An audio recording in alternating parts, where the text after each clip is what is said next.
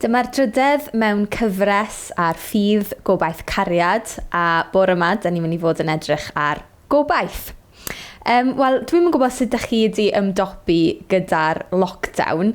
Fy hun, dwi wedi mynd mewn i ryw fath o survival mode. Dwi'n gobeithio byddwn ni'n dod allan cyn bo hir, falle bydd'n cymryd sawl mis.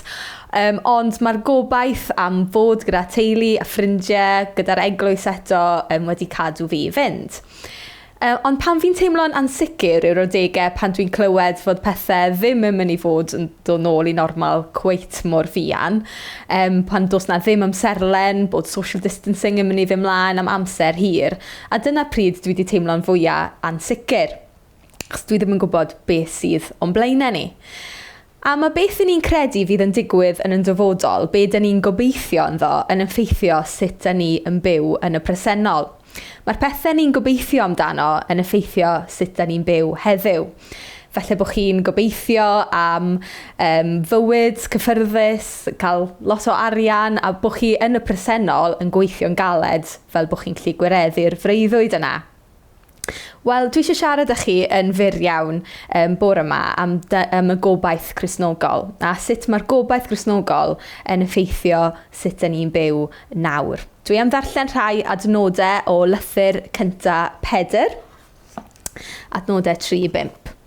Clod i dduw a thad ein harglwydd Iesu Grist. Mae wedi bod mor drigarog ato ni. Mae'n ddechrau cwbl newydd. Dyn ni wedi cael ein geni unwaith eto. Ac am ei fod wedi codi Iesu Grist yn ôl yn fyw, dyn ni'n edrych ymlaen yn hyderus i'r dyfodol. Mae gan dduw etifeddiaeth i'w rhannu gyda'i blant, un fydd byth yn darfod, nac yn difetha, nac yn diflannu. Mae'n ei chadw ar eich cyfer chi yn y nefoedd. Bydd y Duw nerthol yn eich amddiffyn chi, nes byddwch chi'n cael eich achub yn derfynol, am eich bod yn credu ynddo.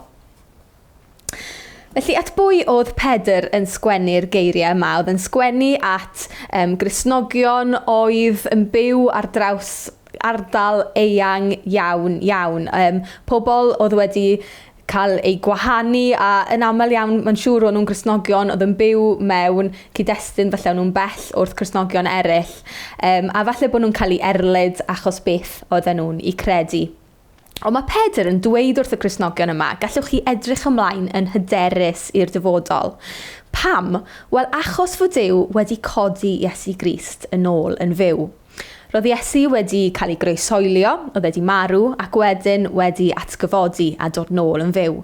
Ond beth sydd gan hyn i wneud gyda ni?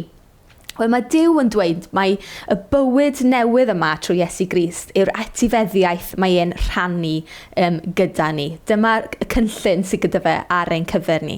A achos bod Iesu wedi dod nôl yn fyw, mae hynna di newid popeth i ni. Mae'n cynnig bywyd newydd, mae'n gwahodd ni gyd i roi ein gobaith yn Iesu Grist. A dyw'r cynnig yma, y gwahoddiad hael yma, dyw e ddim jyst i rai bobl, does na ddim eithriadau. Mae cariad Duw yn rhy fawr i gael exceptions. Does dim byd yn gallu'n gwahanu ni oddi wrth gariad Duw. Mae yna wahoddiad i bawb i gredu ynddo fe. Felly oedd Pedr yn un o'r bobl cyntaf oedd wedi gweld Iesu ar ôl iddo fe atgyfodi. Felly fan hyn mae e'n gwybod be mae o'n siarad amdano. Oedd e'n nabod Iesu. Nath Iesu hyd yn oed wneud pryd o fwyd i Pedr ar ôl iddo fe atgyfodi. Felly mae Pedr yn gwybod bod atgyfodiad Iesu Grist wedi newid hanes y byd. Mae wedi newid popeth. Mae'n rhoi bywyd newydd i bawb sy'n credu, nawr ac i'r dyfodol. Bywyd sy'n cario ymlaen tu hwnt i farwolaeth. Ie, bywyd newydd tu hwnt i farwolaeth hyd yn oed. Ond be mae hynna'n actually'n golygu? Wel, dychmygwch tad a merch fach mewn car. Maen nhw'n gyrru ar hyd lôn brysur a maen nhw wynynnen yn y car. A mae'r ferch fach yn sgrechian achos mae'n gwybod gallai'r wynynnen yma i ffigo hi. A mae'r tad ddim yn gwybod beth i wneud, mae'n rhithro, yn goffa gyrru'n gyflym. Mae'r wynynnen yma o gwmpas y car ac falle mynd i bigo y ferch fach. A be mae'n wneud yw gafel yn y wynynnen. A mae'r wynynnen yn pigo'r tad. Ond yna mae e'n gadael y wenynnen i fynd. A mae'r wenynnen yn dechrau hedfan o gwmpas eto. Ond mae'r ferch fach, mae hi'n eto yn dechrau sgrechian a dechrau meddwl, mae'r wenynnen yma yn mynd i ymhigo i. Ond mae'r tad yn troi ati a gweud, na, dyw'r gwenynnen ddim yn mynd i dybigo di. Mae wedi ymhigo i, fe fydd hi'n marw yn y man. A dyna beth mae'r neges atgyfodiad Iesu yn rhoi i ni. Bod marwolaeth dal i ddigwydd, mae Iesu wedi curo marwolaeth. Mae e wedi cymryd sting marwolaeth drosto ni. Felly, bod marwolaeth dal o'n cwmpas ni, i bobl sy'n credu yn Iesu, does na ddim bygythiad yn hynna rhagor. Mae yna fywyd newydd sy'n i ni nawr ac tu hwnt i farwolaeth.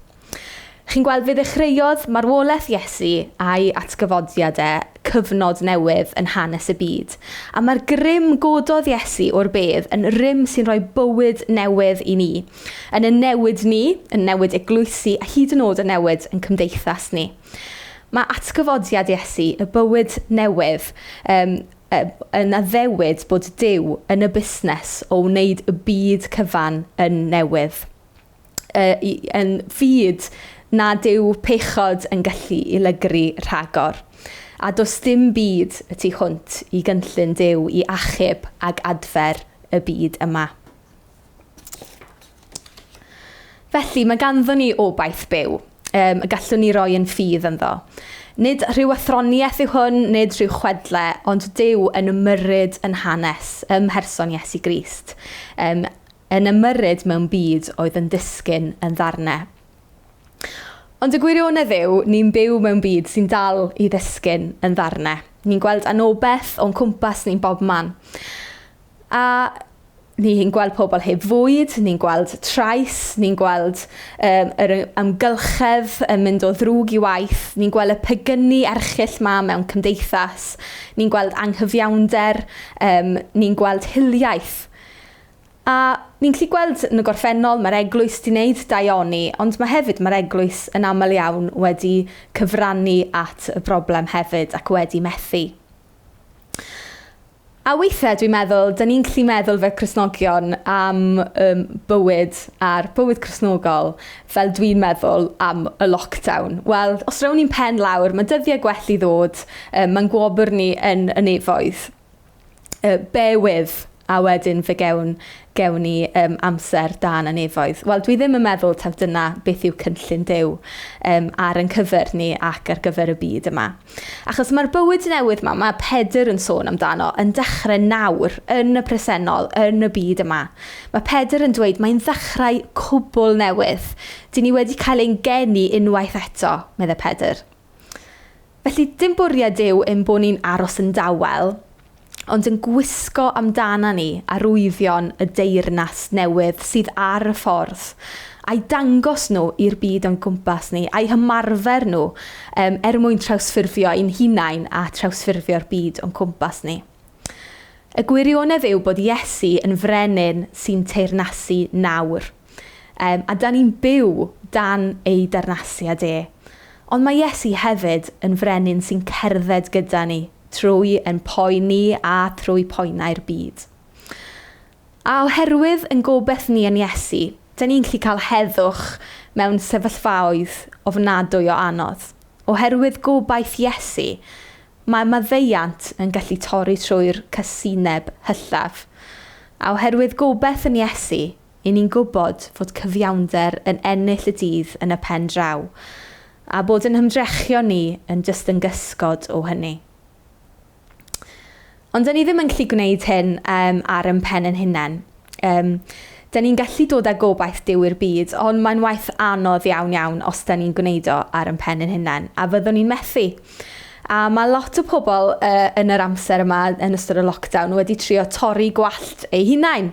Felly bod chi wedi trio torri gwallt eich hun neu wedi gwneud aelod o'r teulu, nes i dorri gwallt Rhys, oedd rhywbeth eitha therapeutic amdano fe, dweud y gwir.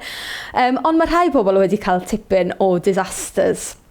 Mae hyd yn oed y bobl sydd wedi gwneud job dda ohoni, dyn ni nawr yn gwerthfawrogi help proffesiynol. A yn y nerth yn hunain, wrth ddibynnu ar ein gallu yn hunain, fyddwn ni'n methu. ond os da ni'n dibynnu ar nerth Duw, da ni'n gallu gwneud pethau rhyfeddol yn ei enw fe ac yn ei nerth e. Felly gaich annog chi yr wythnos yma i wneud rhywbeth ymarferol neu i siarad gair o fendith dros rhywun a'i annog nhw trwy rannu gobaith y newyddion da am Iesu. Ydyn ni'n gallu rhannu gobaith gyda ffrind sydd falle'n teimlo'n anobeithiol? Ydyn ni'n gallu gwneud rhywbeth i fendithio rhywun sydd ddim yn gweld lot o arwyddion gobaith yn y byd yma da ni'n byw ynddo? Dyn ni'n gallu edrych ar Iesu a nath e fyw a chyflawni gobaith teyrnas Duw mewn byd hollol mesu, mewn byd tywyll. Dath e a gobaith tragwyddol. Dath e urddas a chariad i bawb oedd e'n cwrdd ag e. O'r casglwyr trethu, i'r Piteiniaid, i'r lladron, y bobl oedd am ei ladd e hyd yn oed, a'r bobl oedd yn ei garu fe. A mae'r gwahoddiad yna bore yma wrth i ni fynd i gymryd y cymen gyda'n gilydd, i ni rannu yn y gobaith yma heddi a rhannu y gobaith yma gyda'n gilydd. Amen.